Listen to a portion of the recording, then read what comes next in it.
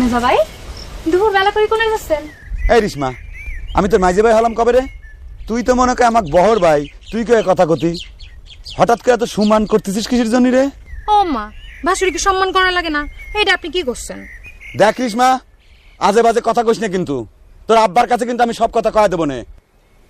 ও মা, আমি আজে বাজে কথা কই কলাম? আপনার ছোট ভাই নহরের সাথে আমার বিয়ে হলে আপনি তো আমার ভাসুরি হচ্ছেন। আর ভাসুর কি তুই করে কথা কর ঠিক? মাগ না তাই না ফিরি পাইছিস? এই নহরের সাথে তো বিয়ে দিচ্ছে কিনা রে? তোর এই কথা যদি তোর আব্বার কাছে আমি না কইছি।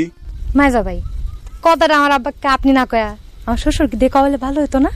এই ছেড়ি, তুই তো খুব সাংঘাতিক মেয়ে রে।